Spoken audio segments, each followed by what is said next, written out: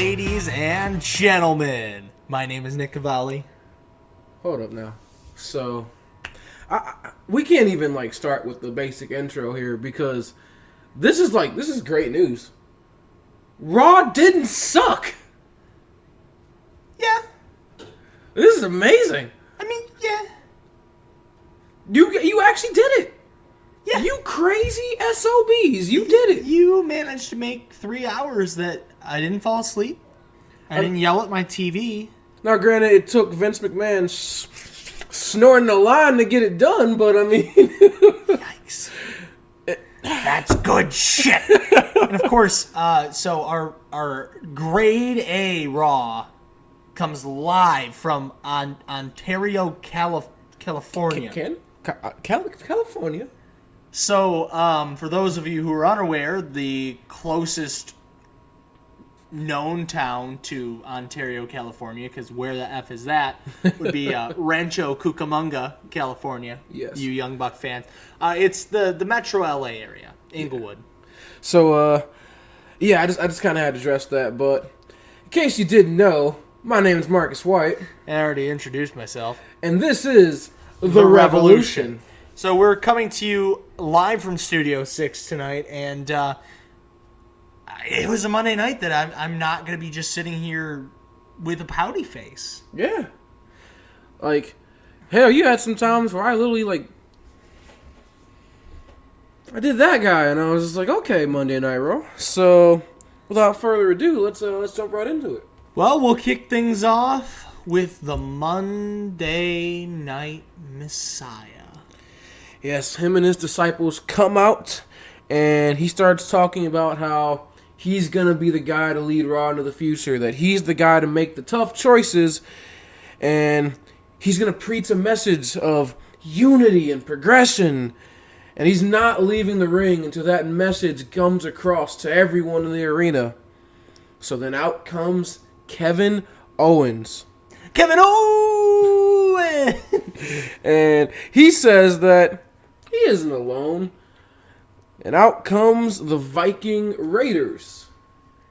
And those three rush the ring. The AOP and Buddy Murphy run to the defense of Seth Rollins.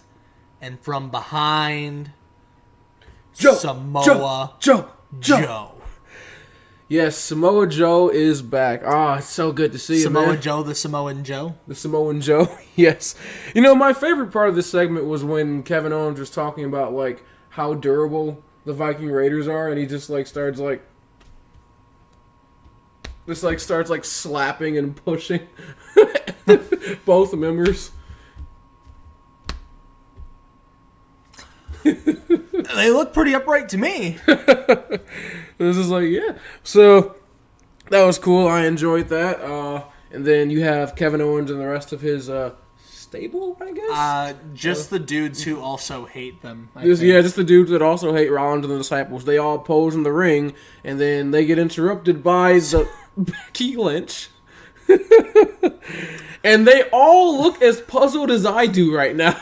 So, if Rollins' followers are his disciples, would that make Kevin Owens, Samoa Joe, and the Viking Raiders the Romans? They're attempting to crucify the Messiah. The Romans. No.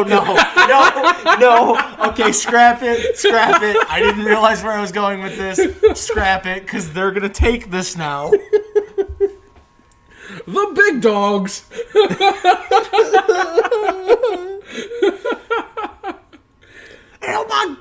Oh my God! It's the big dogs! Oh, goodness. I wish I hadn't thought of that now. No, but yes. You know what? I'm going to put that thought back inside my head. Just wherever you got it. Leave it there. Lock and key, my friend. Lock and key. So, yes, the man Becky Lynch comes out to the ring. And, Kevin Owens and Joe and all of them are looking very puzzled. She walks by, and I think she, apologizes, or she's I don't get it either. Something, explains it. She gets in the ring, and then they immediately cut the commercial break. So it seems like they were just kind of... That first segment may have been a little bit long, so they were just kind of pushing for time. We got to get to the commercial break. Rollins won't shut his effing mouth. Yes. So they were we got to get you out for commercial break. I mean, at least it's better than what AEW did that one time. this super fast announcement. Here's the Spanish God, Sammy Guevara. Yep. So, yeah, we get Asuka versus Becky Lynch. The rematch that we've all been anticipating since last week. 2. Yeah, and it's better than the first one. Is it? I think it is. I don't know, Chief. They gave them way more time at the Rumble, and it was... I actually, for a minute, believed Asuka would win. I had no confidence in Asuka winning this match. Which is why I think it was worse going into it, because I just didn't care. So... Yeah. It wasn't a bad match, though. No, and Becky Lynch wins with the rock bottom. The rock bottom. I thought you were going for a Stone Cold vibe. I'm well aware that it's an Uranagi. Nah, but it's the way she drove it into this what makes it the rock bottom. She kicked the leg up and everything. Yeah. That was rock bottom. So she hits the rock bottom. 1, 2, 3. She's celebrating in the ring, and then she's attacked viciously from behind by Shayna Baszler. Yes, the Queen of Black Hearts attacks from behind, and dude, at this point, I've always wanted to see Shayna on the main roster. We're marking out. Yeah, at this point, I'm freaking out. I'm like, yeah, this is amazing. I'm a little bummed that means she's probably done with NXT, or maybe not. We've been seeing a lot of people pull double duty of lately. Yeah, well, and we're thinking, this means, maybe we'll get Rhea versus Becky at Mania, although probably more likely Chamber, and then Charlotte versus Rhea at Mania, and it's like, okay, this is looking really good. Yeah, it was awesome. And then the strangest thing of the night happened. So Shayna Baszler hits her from behind, Carafuna clutch briefly, pushes her down to the ground, takes out her mouth guard, and then bites a chunk of flesh out of Becky's neck. Like a vampire. Mouth covered in blood when she pulls out. Becky Lynch's neck is just bleeding profusely. We're all just horrified. The crowd doesn't know what to make of it at all. Yeah, so 2 things. First of all, Becky, what happened to the eyes in the back of your head? Were they covered by your hair today or something? Because you missed that. So much for them superpowers. Yeah. Second of all, what? Look, so I know WWE has obviously, no matter whether they want to admit it or not, has obviously been intimidated by the emergence of one All Elite Wrestling. And what happened last week on Dynamite with the whole Cody segment. So, maybe you're trying to push the envelope here, but... I don't know if this was the way to do it. Yeah, that's... Shayna Baszler is a known commodity, and now her gimmick is I bite people. Yeah, this is, this was Vince McMahon showing up to Monday night. Paul Heyman walking in the office.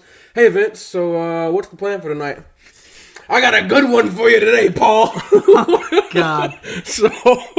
Yeah, so, I mean, if we're gonna give a really stupid gimmick to someone, Sarah Logan's doing nothing. Yeah, she should be the one that bites. She's flesh got out of the people. wolf gimmick already, yeah. Right? She should be the one biting people. Or Roman. Why? He's the big dog, right? He should be out here just biting people, ripping chunks of flesh. I want Roman to come out with a trophy belt of just chunks of flesh from people that he's bitten off. Oh, goodness. Go with the Awesome Kong trophy belt, except flesh. Is Roman going to be the pet that Rowan's carrying around?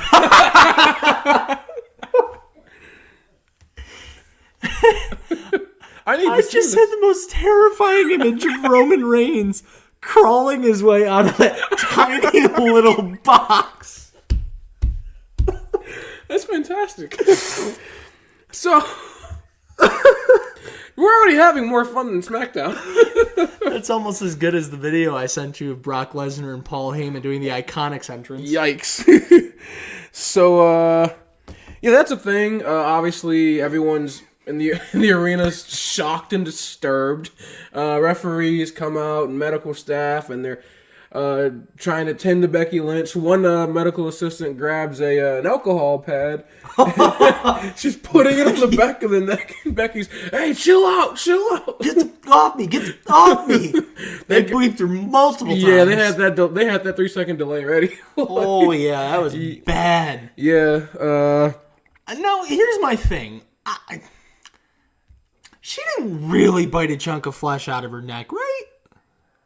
I wouldn't think so. I mean, it had to be like maybe like when she took the mouth piece out, like maybe she like put in a pad, or there had to be something maybe like taped to the back of Becky's neck that she could bite into. They've done that before where they've had like, it's literally just clear like color food pads just taped to someone's head or something. You just rip it off and it immediately starts pouring out, and you can't see it at all.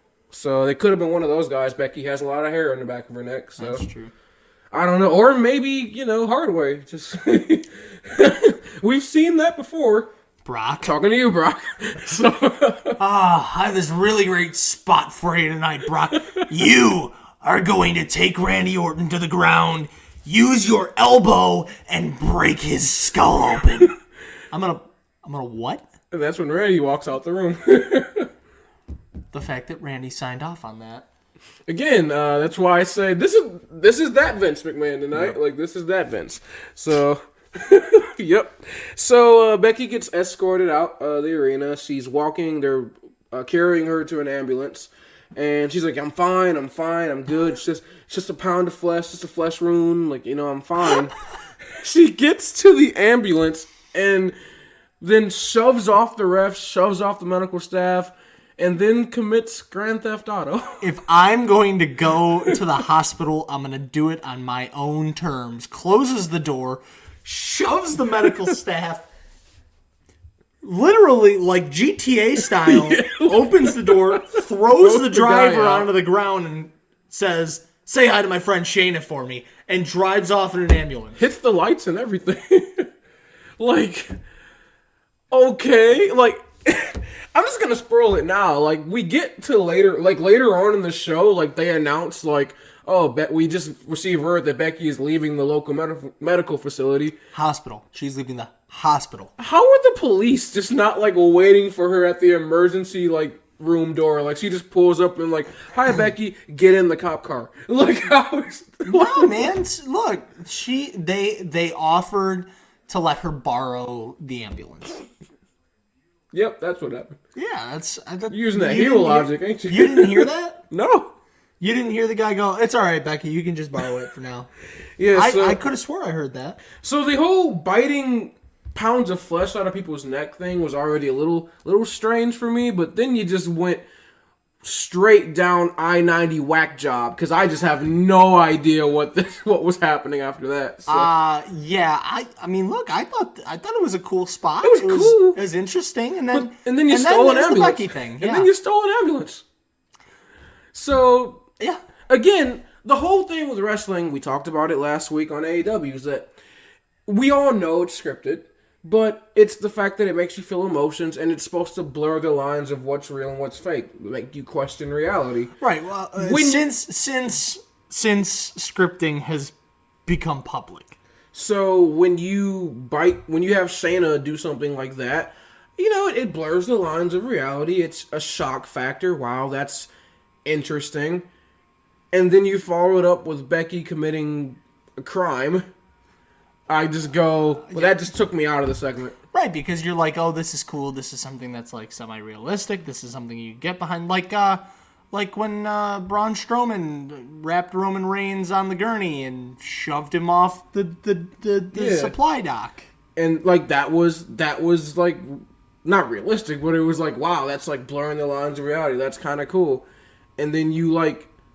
WWE got WWE though, right? And you just got to go full like goofy. Hollywood goofy when you had Braun Strowman surviving car wrecks and like blowing up stages, like, and that's what this was with Becky Lynch. Obviously not on the same scale, but it just I was like, you didn't have to go that far. You just didn't. Yeah. So we're gonna move on from that, but as quickly as they did, because we get Mojo Rawley and Riddick Moss coming out to the ring, and then the Street Profits come out, and they have a match on Raw.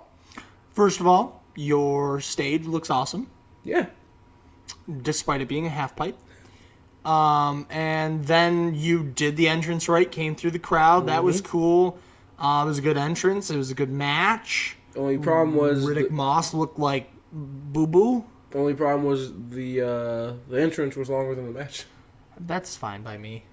Yeah, I mean, I don't care with the people they were against. Yes. So, and again, I can't even critique Mojo in this instance because Mojo didn't do anything. It was all Riddick Moss.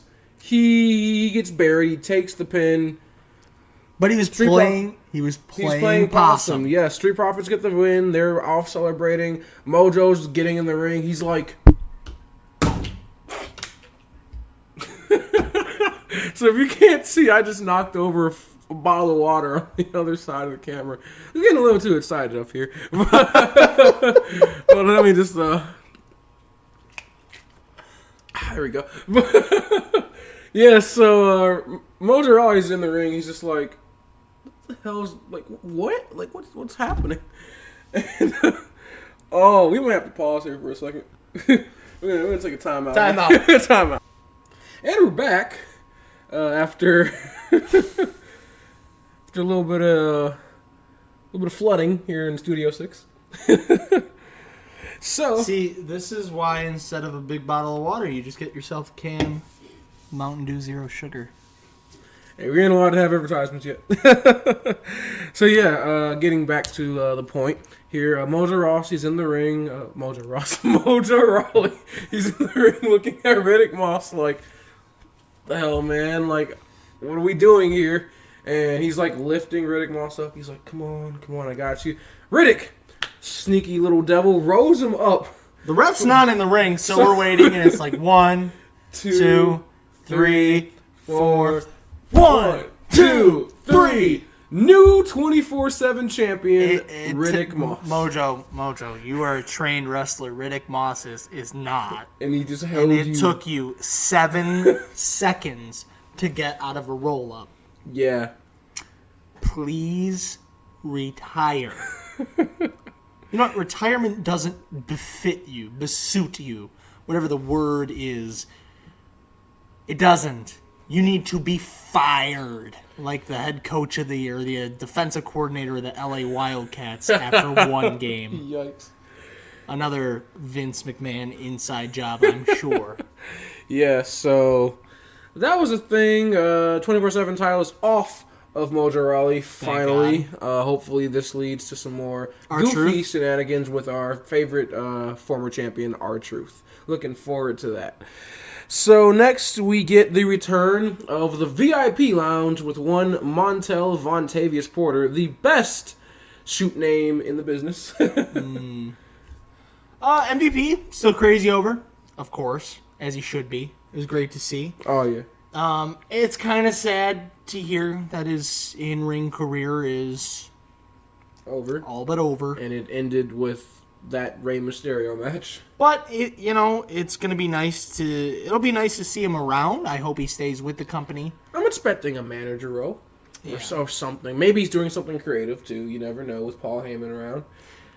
And the guest for the VIP lounge is Drew McIntyre. Yes, the winner of the Men's Royal Rumble comes out. He's the guest. And if you've never seen the VIP lounge, it's like the whole thing. You know, he's got the comfortable lounge chairs, everything. He's even got like the ropes and the bouncers letting people in. And Drew McIntyre walks up and they're like, "Sorry, sir, you're not on the list of the segment that is literally for Drew McIntyre." Yeah, that was dumb. So McIntyre's like, "F out my way," like knocks over the ropes and just walks around. He's like, "Yeah, I'm going through you." Gets in the ring. Yeah, sorry about that. Had a little accident out there. MVP's like, "No, that's fine," and they start catching up because apparently they're old friends, which I didn't know. I was unaware of that, but okay. Yeah, so MVP starts talking. He talks about how the VIP lounge, is for people like us. Like Drew McIntyre and MVP, not like people in the crowd. No, it's for a real VIP talent. starts talking about how he can't let. He thinks Drew McIntyre is an amazing talent. He's so proud of him. Glad that he won the Rumble. You can't let the haters, the naysayers, bring you down with what they're saying about you. And he goes, "What are you talking about? Y'all been talking about me?" No. Now look. I love you, Drew. I think you're absolutely great, but some people are saying that you're just not ready to be a WWE champion.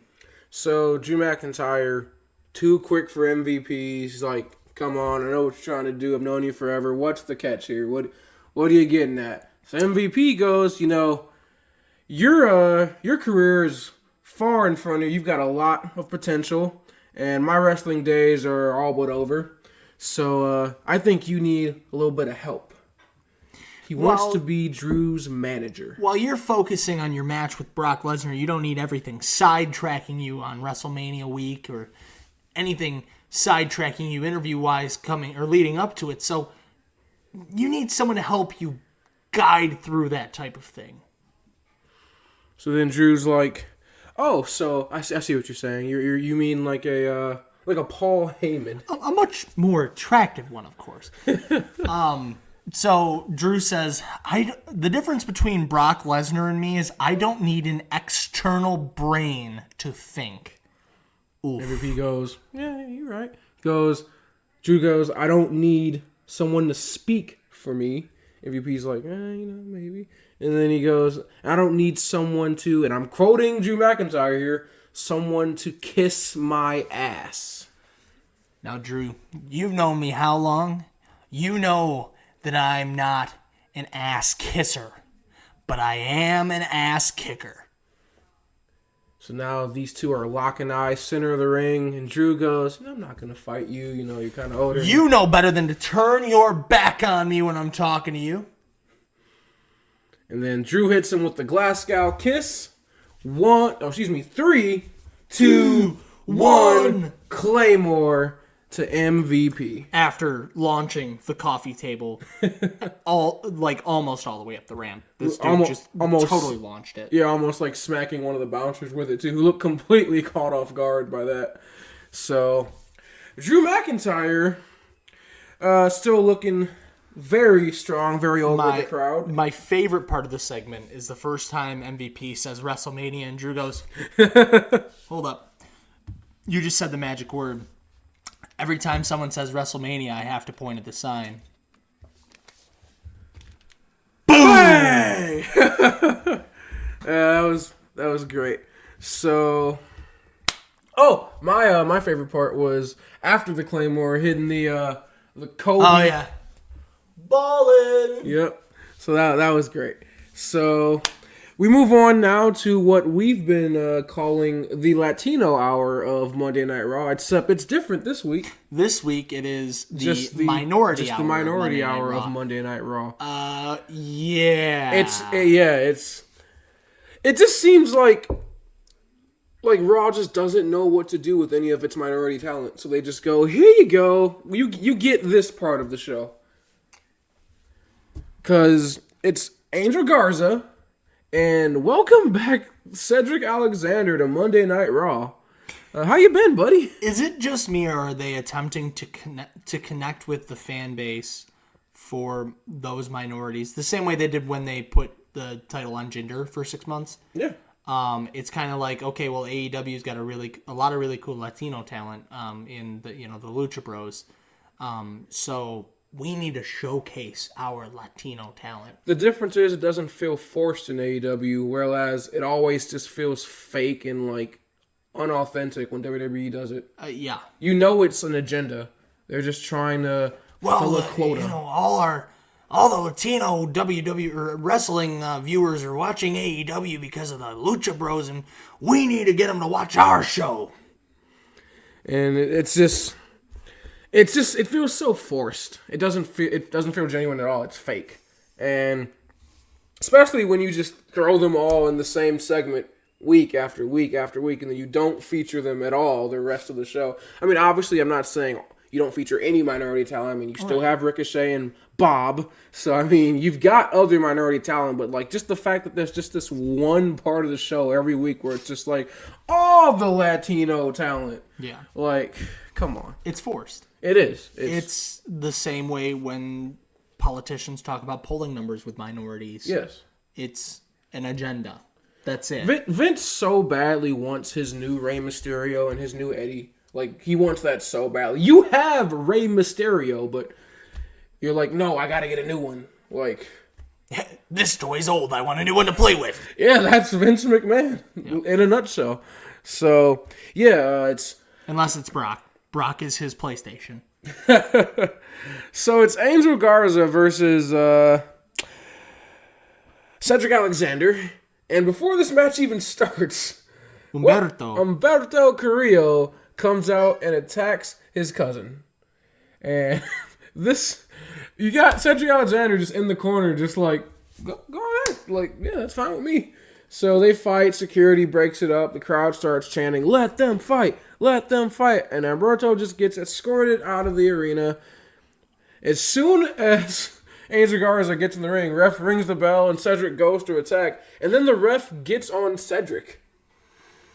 Which, this effectively cost Cedric the match, right? Yeah, this was really sloppy. I don't know what you were going for here. No. It was really sloppy work. You shouldn't have rung the bell if Angel wasn't ready. That's how that works. You ask.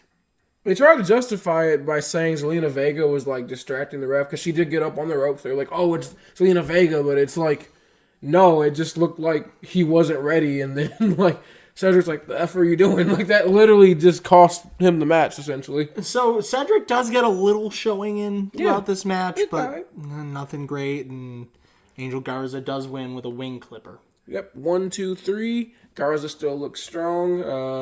This isn't the first time, by the way, tonight that we're going to see 205 Live competitors get buried. Yeah, we're starting to worry that 205 Live might go by the wayside. I'm not worried about that at all. I'm so scared. I want that to just happen, like, now, please. No, it's my favorite weekly episodic television show. It's not even on TV anymore. So,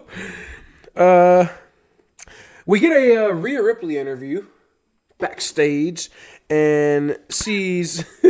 Interrupted by Sarah Logan. Sarah Logan. So, Rhea, you think you can just show up to Raw and do whatever you want? Yes, I get we're rehashing the whole NXT thing. Oh, you want to show up to my brand, blah, blah, blah. And Rhea goes, yeah, I'm Rhea Ripley. Yeah. Who the hell are you? And then she walks away.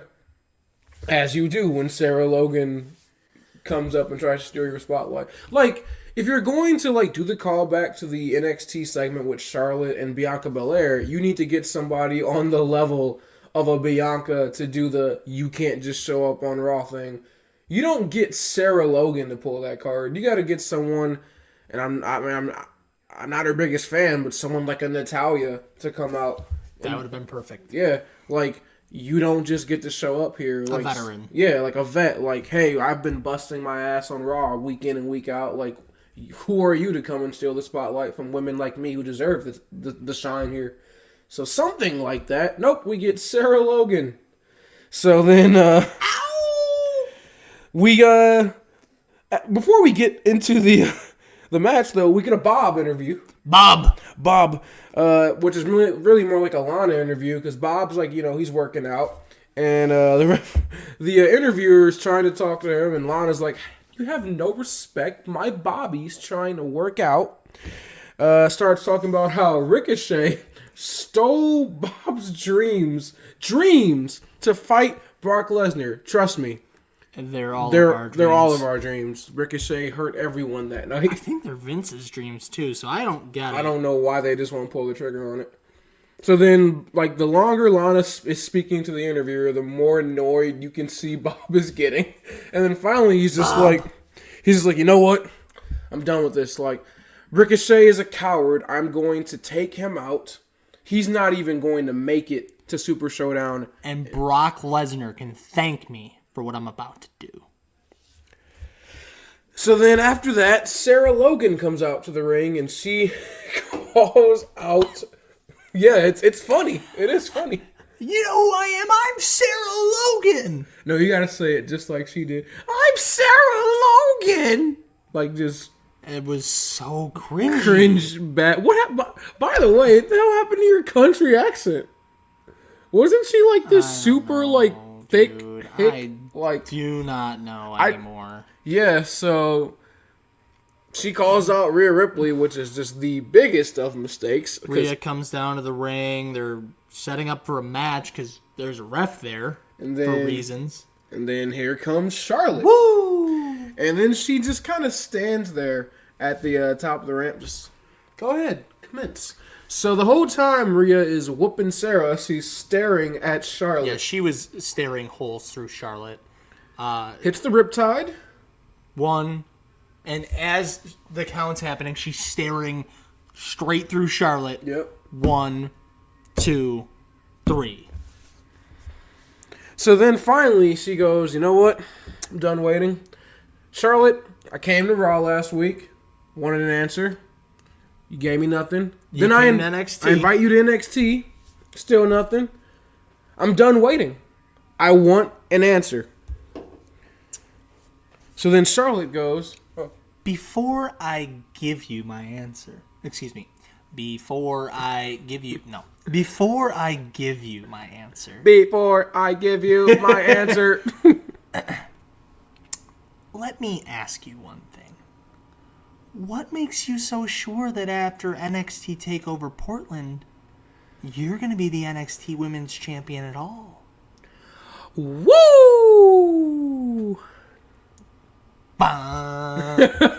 Yeah, so that was interesting. Everything with Sarah Logan was kind of, whatever. But I care because Charlotte and Rhea. So I can handle a good squash match as long as it's building towards something. So, and you know what? The first thing you said after this was something that I kind of echoed last week was that Charlotte's going to interfere this Sunday.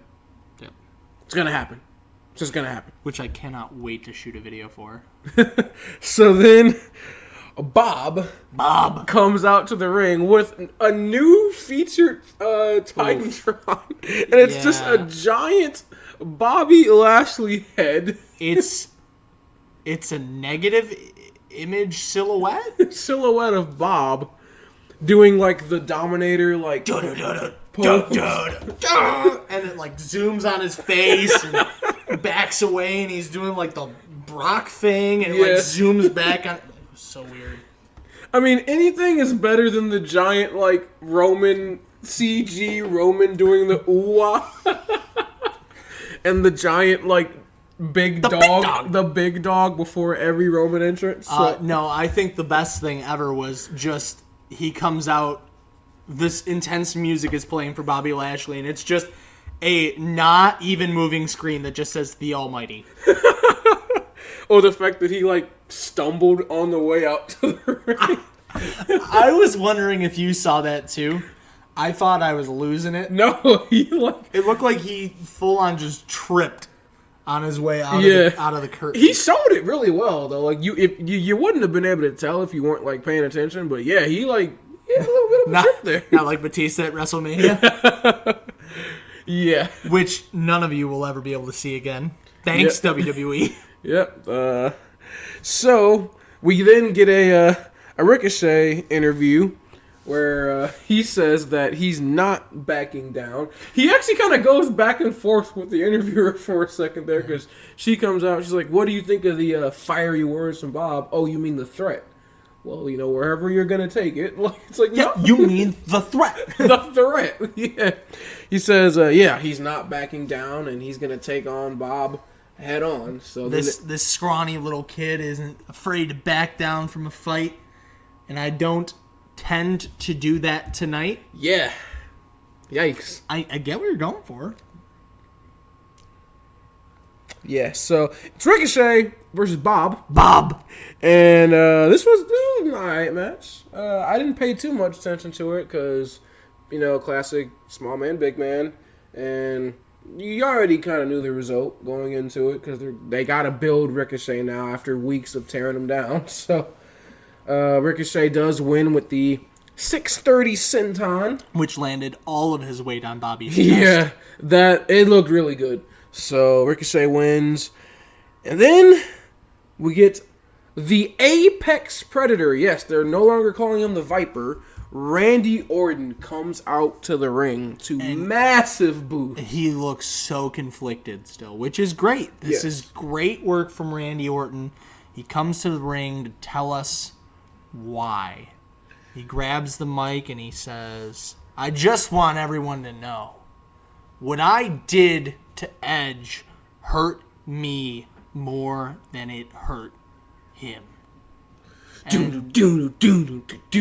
The Team Extreme theme plays. Matt Hardy comes out. Now, at this point, I was like, I marked out before I saw who it was because I thought it was Jeff Hardy.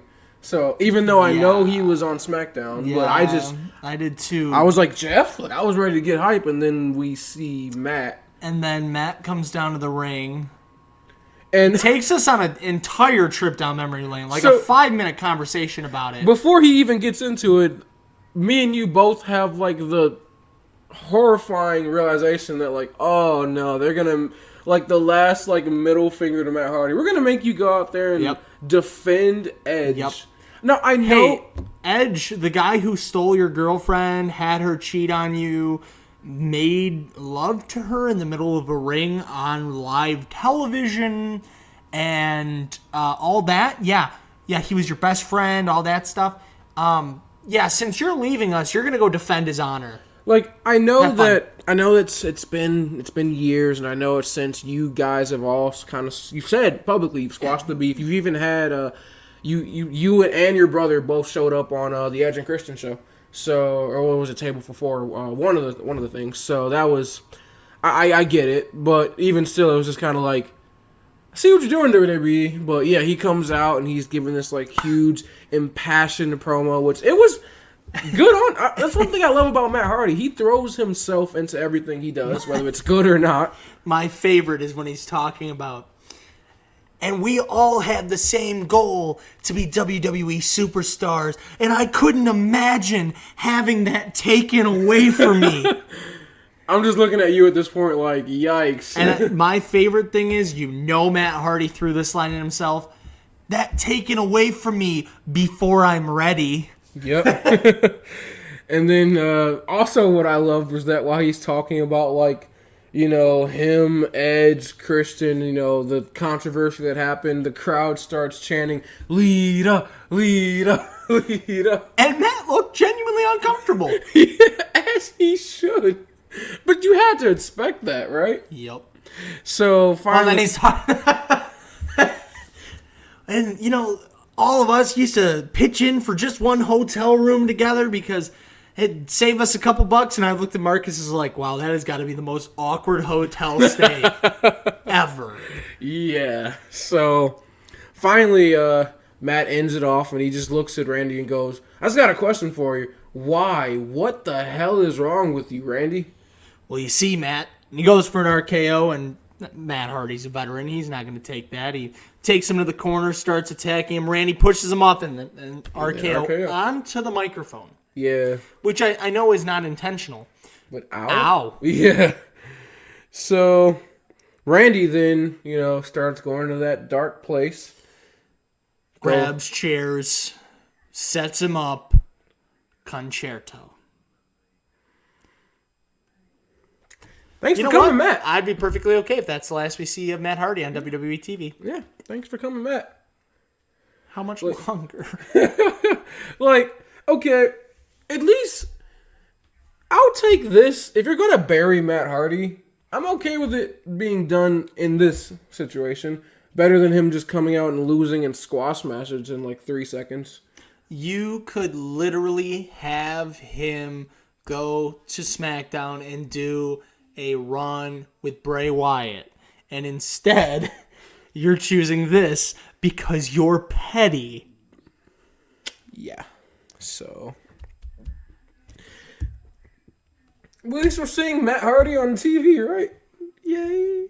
Yay. The crowd's chanting delete as he's doing the V1. Yeah. So then we get an interview with Ruby Riott, and I'm gonna actually mention who's doing this interview for the simple reason that Sarah Schreiber, I know you're new, but girl, you gotta act like you care. Like she's over here like. So Ruby, right? Like she's on that like Charlotte Flair speech. Except like it's even less. Like at least Charlotte, like you could think somewhat cares about what she's saying. Like she was just like, so Ruby, your return last week to Raw. Like she's like struggling to recall each thing she's saying. It's just like what? Come on. She was on something. Yeah, no, she wasn't. She was with Vince McMahon before the show. Nah, man, she would have been like, "Whoa!" Like Wired. Like, she got into his Friday night stash. Yeah, when Vince was popping Xannies for SmackDown and snorting cocaine for Monday nights. That is so bad. That is so bad. Yep. Oh, that's such an uncomfortable. Okay. So, yeah, she interviews Ruby Riott, and Ruby goes, "Look, me and Liv Morgan, were best friends, so I know the real Liv Morgan." You can take the pink out of your hair. You can try to tell yourself that you're somebody else. Hold up, Ruby does not talk like that. She definitely sounded a little girly this time, which is weird. It's really weird because Ruby Riott usually is like, you can try to take the pink out of your hair. She was like, you can try to take the pink out of your hair. Yeah, and then she says, all Liv Morgan is ever going to be is a follower. I came back to put you in your place. You say you strike whenever you're ready? No. You strike whenever I tell you to.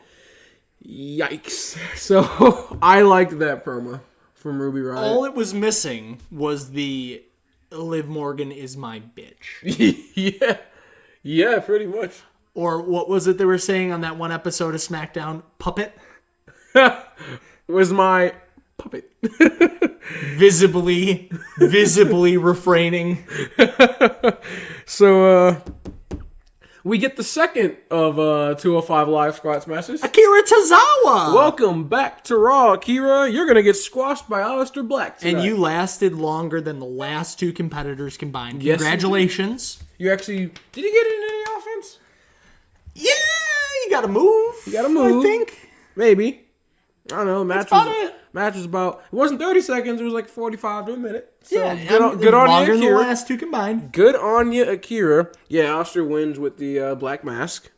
And then he starts to cut another one of those post-match promos. It's become such a like meme that like he even like starts it off by, "Yeah, I enjoy our little talks here every week." These intimate times I get to spend with you.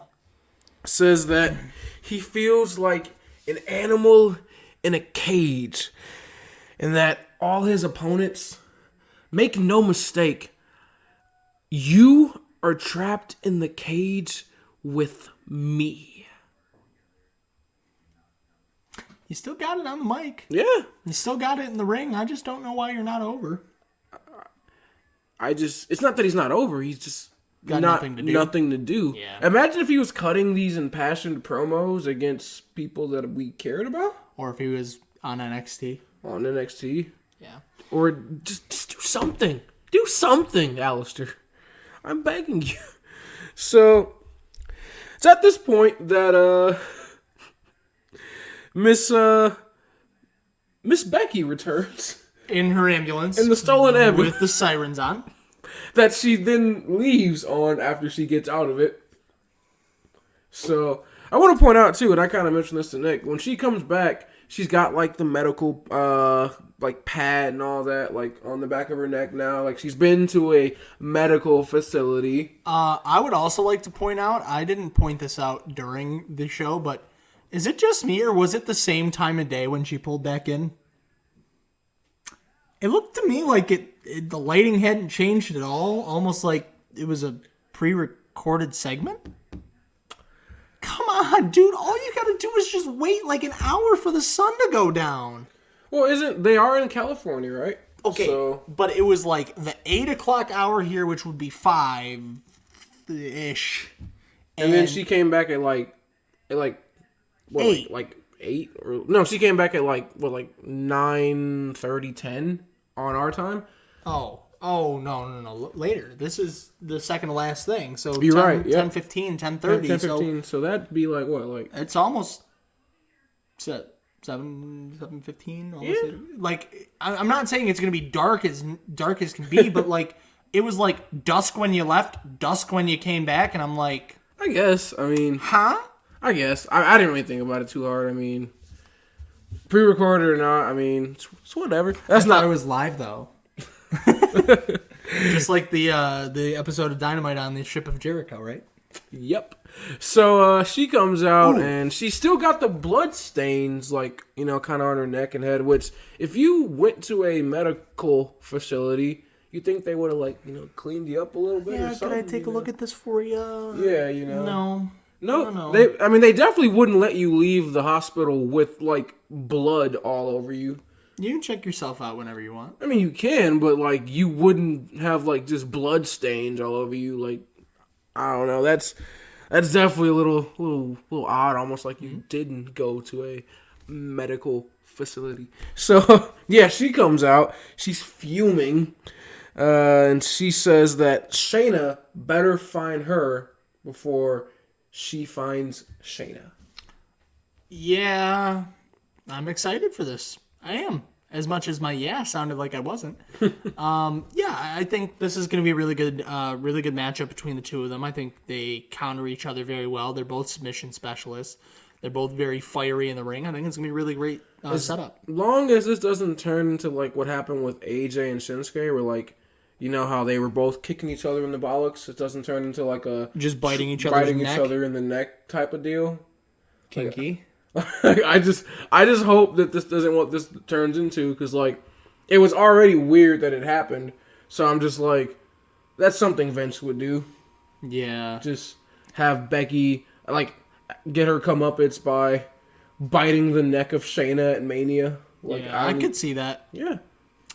I hope not, but I could see that. I mean, they even kind of did it with the Asuka thing when Asuka blinded herself with the mist. Yeah. So. Oh man. Yeah. That's that 50-50 booking. Yay! So then we get 8-man tag team action. You are passing the most important announcement of Monday Night Raw. This is correct. This is the point in which I said, I'm going to go to the bathroom. Pause this because I don't want to miss your reaction, because I had already had it spoiled for me. We were about 15 minutes behind. So, it has been announced at Super Showdown. Super Showdown. Sorry, I get them confused because they're basically the same thing. They're all the same pay-per-view. Yep. So Greatest Royal Rumble, Crown Jewel, Super Showdown. They're all the same thing. Yep. So at Super Showdown, I hope I pronounced this correctly, the To Wake Trophy Gauntlet match featuring Andrade, Bob, Rowan, Rusev, R-Truth, and AJ Styles. AJ's healthy. That's good news. How you got him to go to Saudi Arabia is beyond me. Dude, the amount, I don't want to know the amount of zeros. Like, they must have given that man a blank check. But this is the thing for me. There's not enough money in the world. Like, if I'm a competitor like that, if it's me who has no money, you come to me with a couple $100,000 check. I don't know, Chief. That's life-changing money. That's a different story. Okay, you would have to give me at least $10 million to go over there. Like, I'm talking, I want Cena's salary just to go fight. You're not thinking from the viewpoint of AJ with a wife, a couple kids. He's getting kind of older. He's not gonna be able to do this forever. They come to you and they say, "Yeah, you write the amount, or here's an amount big enough." I think, yeah. I don't know, man. You got to think about all that money represents. when you're how many people died for those zeros? This is gonna sound really messed up, but when you're sending your kids to college, tuition free, I don't think you're gonna care. I'm just being real. And ladies and gentlemen, that's the American way. So yeah, the American dream, ladies and gentlemen. Yeah. So let me just step down from my high horse here. I was the one up on my high horse. Jeez, you were like, nah, man, it's cool. I mean, if you take money from a dude who just, he happens to kill people for a living, then, you'll be able to send your kids to school. Hey, I mean, you gotta do what you gotta do, right? You're like Tony Soprano.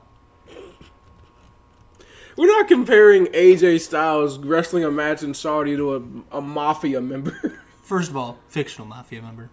Second of all, yeah. No. This would be like one of Tony's friends or something, taking some money from Tony to send the kids to school. I'm not taking your money. That you earned that through killing people. No, he earned that through wrestling matches. There's a difference. So yeah, this is a thing, and my favorite part is when Michael Cole, or I'm sorry, Tom Phillips, you're starting to sound just like him again. I'm starting to miss Vic Joseph. I missed Vic Joseph week 1, but I'm really starting to miss Vic Joseph now. Yeah, so Tom Phillips, he gets out and he calls it the prestigious first time ever to Wake Trophy. I don't think that's how that works. I don't know. I could be wrong here, but how can you be prestigious and it be a first time ever? And then on to the 8-man tag team match. Yeah, so finally we get to the main event. It's going to be the Viking Raiders, Joe and KO versus Rollins and his disciples. The disciples versus the Romans?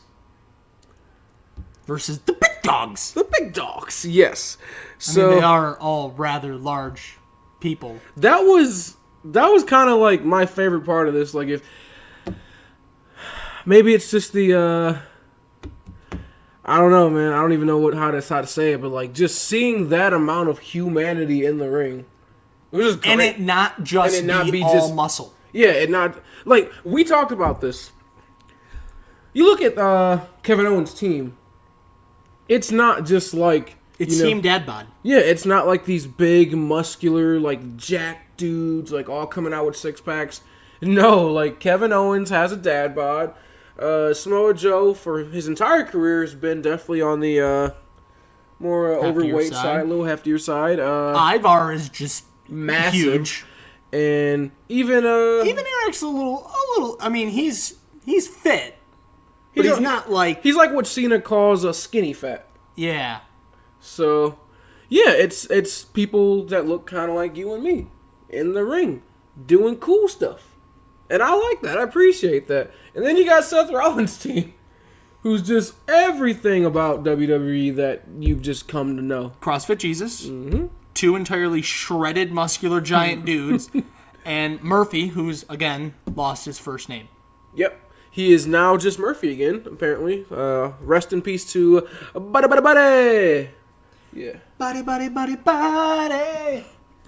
So this was a great match, like hands down, and it's been the multiple times we've seen it, week in and week out. It's been a great match, and it continues to be a great match. And that's Kevin Owens and whoever his tag team partners are for that week versus the Disciples. It has been a great match week in and week out. And this time, Kevin didn't lose his tag team partners. Yes, it was a fair 4-on-4 fight until the referee decided to try to stop the authors of pain from getting back in the ring while Murphy's tapping out to a coquina clutch, and then Joe takes a step. So we talk time to time about AEW's referees and how they've taken some time to develop. What the hell was reffing tonight on Raw? The refs in WWE care too much. It was so bad. Like, the refs in AEW just kind of go, whatever. Like, whatever. There's 4 guys in the ring the entire match. I can't stop them. Referees in WWE are, like, as soon as someone on the outside of the ring breathes, no! charges them. Like, they get distracted by the slightest interference. Blows my mind, man. It really does. So, and this is what annoyed me. I'm surprised that they've never had a, hey, ref, over here from a fan, and the ref just turn around and go, huh? Hey!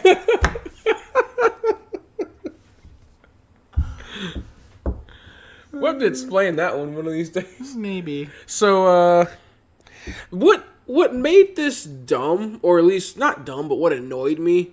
Look, I get you're trying to push the stable of Rollins and his disciples, and you're trying to build this like frustration growing in Kevin Owens and Joe, but they haven't won a single match in this feud. But he is a messiah. He is infallible. At this point, it's getting to the point where I'm like, does Rollins have like picks on McMahon? Like, he doesn't lose now. Well, I mean, McMahon has picks on Rollins. So the whole internet does. Yikes. So, the Seth and the Disciples win. The coolest spot in this match was when you had Samoa Joe, Eric, both members of the Viking Raiders, hit like at the same time tope suicidas to the outside of the ring. I'm entirely shocked that the barricade didn't just fall over. I'm surprised they all made it through the ropes. Like, in case you don't know, a tope suicida is when you do a dive through the middle two ropes. These men are huge. That didn't sit right with me. The top and middle two ropes. Those are 4 ropes. What is this, boxing? What is this, the WBA? Oh, get off it. So it just what? That was insane to me. Like, that was great. That was the best spot of this match. But didn't amount to much, as they do get the L. But my God, this was a great match. I loved it. Yeah, this was a fantastic great way match. to end the night. Great way to end that third hour of Raw. This is the best Raw that we've ever reviewed. Yeah, this is the best Raw we've seen so far since the brand split. Yeah, in the history of the Revolution, the very long-ranging archival history of the world's fastest-growing professional wrestling podcast, this is the best Raw we've ever reviewed. Yeah, you finally got it. You finally got 3 hours or about 3 hours of good quality wrestling entertainment. Right. Now I'm not going to be the guy to complain about it, but we need to now go from good quality wrestling entertainment to... No, you're asking for too much. Great. Nick, the last time we asked for more, we got last week's Raw. You are fine the way you are. You're beautiful, Raw. Don't ever change. Be a star. Be a star. So, match of the night. Last match. The 8-man tag team match. Yep, I agree entirely. MVP? Could I be corny and say MVP? No. No, I'm not going to say that. The MVP for me has to be... It could be a couple people. It could be Becky for making me just laugh the entire night with her Grand Theft Auto. But no, I'm going to actually say my MVP is Shayna Baszler. I hate when we do this. My MVP is Shayna Baszler. We got to stop agreeing on stuff here, man. This is the first time I think I've seen Ivar in television that he didn't get hurt and I didn't take him for MVP. That hurts. I'm sorry, Ivar. I love you. Well, while you get emotional over it. Ivar? So, that was your Monday Night Raw. Do you have any fight mode fighters of the night?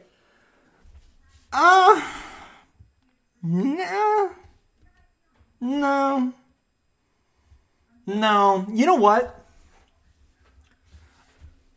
I can't give him fight mode fighter of the night, but I do have to give some kind of award to Byron Saxton for pointing out someone came out in fight mode. Fighting mode. Byron, thank you for watching. Thank you for watching us, Byron Saxton. For those of you who don't know, Byron Saxton, loyal subscriber.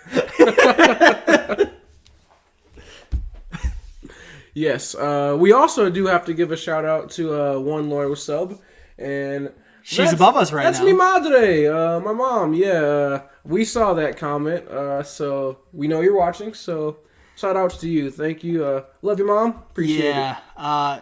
Nothing against my parents. Y'all are still catching up, though. I'm just saying. You guys are behind on a couple episodes. So I haven't seen you in the comments. Yeah. Got to do better. And an additional shout out to our friend and future third member of the team, Griffin, who is finishing up his degree at Northern Michigan University. He'll be back with us sometime this summer, and he will be joining us as the third member of the Wrevolution team. It was officially signed into a blood contract just a couple of nights ago over a PlayStation Network party chat. I also do want to give some shout-outs here also to our friends at work at Imagine. We know that you guys are watching. Seriously, thank you guys for supporting us. I know that none of you are wrestling fans. Yeah, I think we have like maybe 2 other wrestling fans at Imagine. Yeah. But to all of our friends at work, thank you guys for supporting us. Thank you guys for always tuning in and letting us know what you guys think. And to all our friends and family that have been constantly supporting us week in and week out. I see the shares on Facebook. I'm seeing the likes on Twitter. Like, seriously, thank you guys so much for supporting us. It means a lot. And this is the thing. We've tried to explain this in the past, but it's something that from our viewers we are starting to get. You don't have to love pro wrestling to listen to this. Not at all. Now, it helps because you'll get a lot of our references that might be a little obscure to most, but you don't have to you don't even have to like pro wrestling to listen to us. The important thing is that you're interested in the kind of conversation we're having here. Entertainment. That is a goal. Well, yeah, our number one goal is to sit here and break down what happened and talk about the highs and the lows. We're here to entertain. So, please do not hesitate to share with your friends and let them know, yeah, these guys talk about wrestling, but they're also hilarious. And the best way to spread the word of the growing Wrevolution is to follow us on our social media links down in the description. And please, if you're not already, if you sat through this hour-plus long video and you are not subscribed, what the hell are you doing? Yeah, so I take offense to those of you who don't subscribe. Like, that's how I know that Byron Saxton is subscribed to us. Because, I would take offense, Byron. Looking at you. And you know what offends me even more? If you're subscribed, but you don't have notification bell rung. Yeah. Because then just what's the point, right? Right. I mean, you're just subscribed. You're not even you don't even know when things happen. How are we ever going to get hundreds of thousands of subscribers if you don't pay attention?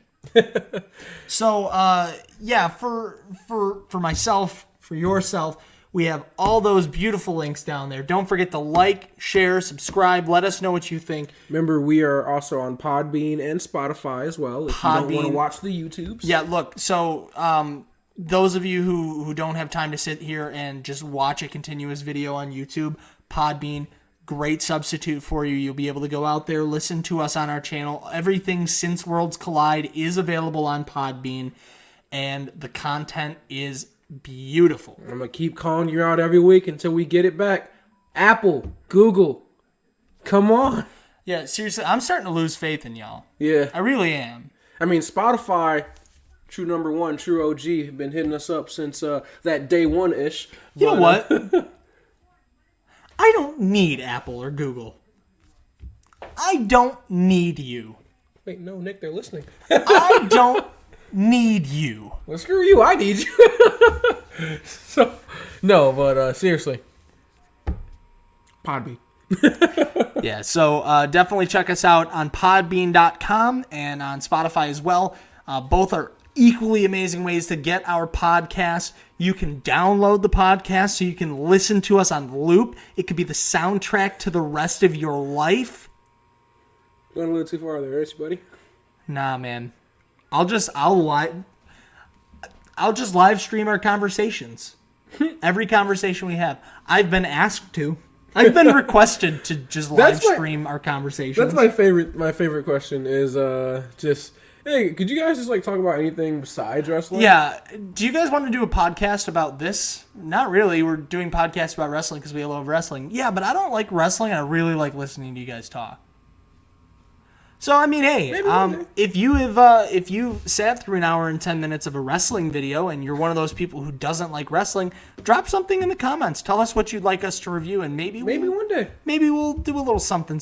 I mean, as long as it's not like an overarching topic. If it's something like, hey, this is my favorite movie, sure, why not? We're movie buffs, kind of ish, sort of. Work at a theater, so that counts for. Enough. Movie buff, yeah.